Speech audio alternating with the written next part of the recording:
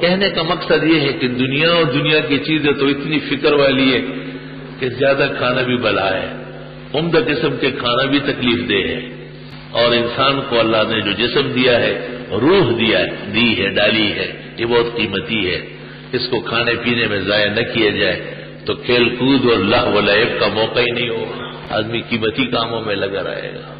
لا الہ الا اللہ۔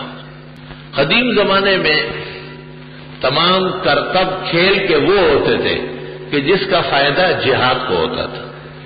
دارالعلوم دیوبند کے طلباء آپس میں کبڈی کھیل رہے تھے، اس زمانے میں بڑا کھیل جو تھا مضبوط جوانوں کا وہ کبڈی ہوتی تھی، تو شیخ الاسلام شیخ العرب والعجم مولانا حسین احمد مدنی تشریف لائے اور فرمایا بہت اچھی بات ہے، مگر نیت یہ کرو کہ انگریز کو ہندوستان سے نکالیں گے اور اس کے لیے یہ محنت ہمارے کام آئے گی تاکہ اس کھیل کود کا بھی تمہیں اللہ اجر اور ثواب مجاہد کا عطا فرمائے۔ لا الہ الا اللہ۔ دنیا کی زندگی چونکہ بہت عارضی ہے، چند روزہ ہے، ابھی آئے ابھی کہتے ہیں ابھی جائیں گے، اور آپ کی طرح نہ آئے کبھی مہمان کوئی مہمان آئے نہ بیٹھے آپ کے چائے گرم ٹھنڈا، وہ کہتے نہیں میں نے تو جانا ہے۔ تو جو مہمان نوازی کا مزاج نہیں رکھتا ہے وہ کہتے تو پھر کب جائیں گے، جلدی کرو۔ ایسے بھی لوگ ہیں وہ کہتے ہیں کشتی بھی تیار ہے تو روٹی بھی تیار ہے، تو جب کشتی بھی تیار ہے تو روٹی کون کھائے، وہ کہے جی کشتی میں بٹھا لو۔ لیکن عموماً میزبان کسی بھی زبان اور کسی بھی مذہب کا ہو، اس کا رجحان یہ ہوتا ہے کہ مہمان میرے ہاں سکون پائے، کچھ عزت پائے۔ میں دہلی میرا جانا ہوا تھا ایک دفعہ دیوبند کے حوالے سے، تو وہاں کچھ لوگ مل گئے جن کے بڑے صوبہ سرحد کے رہنے والے تھے، پتہ نہیں کیسے انہوں نے جانچ لیا کہ یہ وہاں سے آیا ہے، اور قریب گاؤں نکلے ان کا اور ہمارا، وہ پبی کے تھے اور ہم جہانگیرے کے ہیں، درمیان میں 14 میل ہے۔ تو انہوں نے کیا کہا، جب مجھے روکنے کی کوشش کی کہ آپ بما دوست ہو کے رک جائے، ہمارے مہمان ہو جائے، تو ان میں سے ایک میرے قریب ہو کے کہا کہ ہمارے یہاں بڑی خوبصورت بچڑی ہے اور انبار کے رہنے والے کسائی ہے اور چپلی کباب بنانا جانتے ہیں، آپ خود بسم اللہ اللہ اکبر کر کے ذبح کریں گے اور آپ کی دعوت ہمارے گھر ہوگی، وہی مہمان جو آپ ہمارے دوست ہیں وہ بنائیں گے۔ نہیں، مہمان نوازی کی حد ہو گئی۔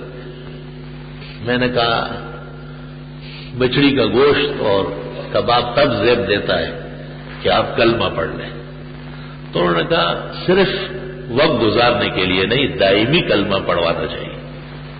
مطلب یہ ہے کہ اگر ہم آپ کے ہاتھ پر پڑھ لیں اور آپ کے جانے کے بعد پھر ہندو ہو تو یہ ٹھیک نہیں ہے، ہمیں ایسا کلمہ آپ پڑھوا لیں کہ ہم مرتے دم تک مسلمان رہیں، یہ لیں۔ تو ان کے بڑے جو کھڑے تھے وہ بھی رونے لگے اور میرے بھی آنسو نکلے کہ دیکھو آخرت کا خوف ان کو بھی ہے، اور یہ سمجھ چکے ہیں کہ ہندو نظریات ٹھیک نہیں ہے۔ مسلمانوں کا جو عقیدہ ہے کہ اس زندگی کے بعد آخرت ہے، اس کی تیاری چاہتے ہیں۔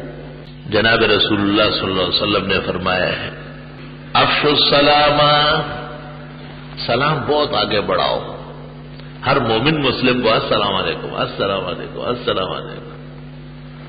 دیکھو ایک فرقہ ایسا ہے جن کے ہاں مولا علی اور علی مدد یہ سلام بن گیا، ایک بدعتی فرقہ ایسا بھی ہے جن کے ہاں المدینہ المدینہ چل مدینہ، اور وہاں پہنچ کر کے ہری پگڑیاں نیچے دبا لیتے۔ میں نے کہا یہ کیوں، ایسی سنہری چمکتی کا حضرت ایسی جیل میں ڈالتے کھانا بھی نہیں ملتا ہوا۔ میں نے کہا حلوہ نہ حلوہ کہیں نہیں، نظریے کا بھی کوئی سودا کر سکتا ہے، اور نظریہ کبھی خیالی اور جعلی نہیں ہوتا، نظریہ قرآن و سنت کا 1400 سال کی امانت کا ہوتا ہے۔ میرے کچھ خیالات وہ نظریہ نہیں ہو سکتا، میری کوئی تحقیق نظریہ نہیں بنے گی، وہ جو ہمیشہ سے 1400 سال سے امت نے ہم تک پہنچایا وہ عقیدہ ہے، اس کا تحفظ مجھ پر بھی اور آپ پر بھی فرض ہے۔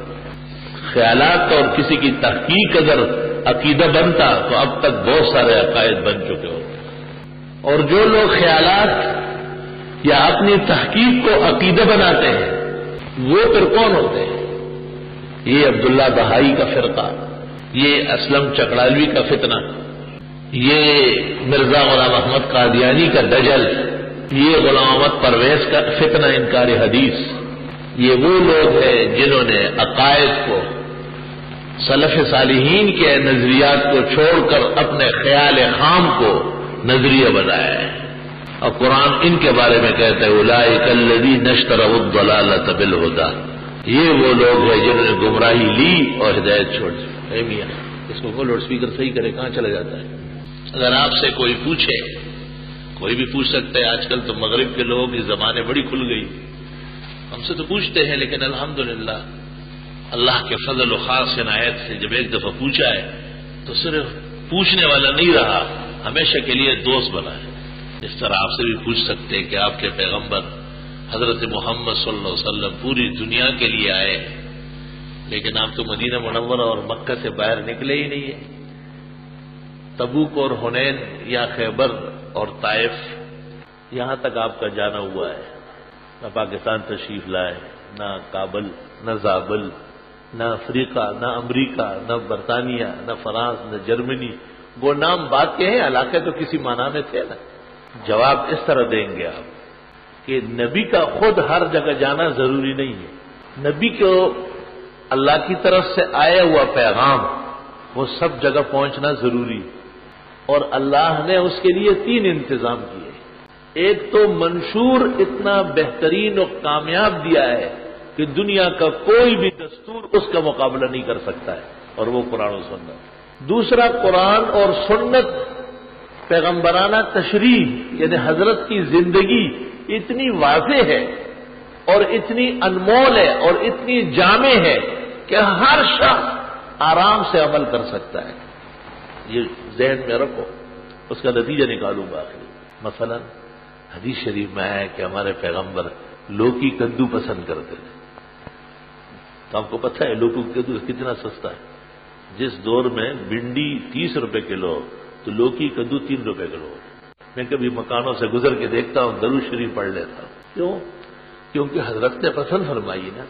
تو اگر حضرت کے متعلق کیا جاتا کہ آپ مرغ اور بریان اور بہت اعلیٰ قسم کے روسٹ شوق سے کھاتے تھے تو مزدور لوگ پریشان حال کہتے کہ ہم تو کبھی بھی نہیں کھا سکتے، لیکن لوکی اور حدیث میں آتا ہے آپ اس کے چھوٹے چھوٹے ٹکڑے بھی تلاش کرتے تھے۔ حضرت عائشہ صدیقہ کا سالن زیادہ بنایا کرو، پتلا کرو، تاکہ ہم اوروں کو بھی دے سکیں۔ اللہم صلی وسلم علیہ۔ اللہ اکبر۔ حدیث شریف میں ہے رسول اللہ صلی اللہ علیہ وسلم کے لیے ایک بستر بیویوں نے بہت اچھا بنایا۔ اب آپ غور سے سن لیں اور تھوڑا سا سینے پہ ہاتھ رکھیں۔ تو آپ نے فرمایا یہ کیسا بستر ہے؟ رات گزارنے کے بعد رات کو جو میں سویا صبح تک جاگی نہیں ہوئی، تو انہوں نے کہا حضرت ہم نے بہت زیادہ آرام دہ کر لیا۔ آپ نے کہا نہیں، اس کو کھولو، کھلا کا اور کھولو بالکل، تاکہ یہ رات کو چبھے جگہ جگہ سے اور میری آنکھ کھلتی رہے۔ اور آپ نے فرمایا اس طرح کیسے سو سکتا ہوں، آخرت کا سمندر میرے سامنے۔ السلام علیکم جی دوستو، آپ نے دیکھا اور سنا شیخ مفتی ظہور علی خان رحمۃ اللہ علیہ کو کہ شیخ مفتی ظہور علی خان رحمۃ اللہ علیہ کیا بیان فرما رہے تھے۔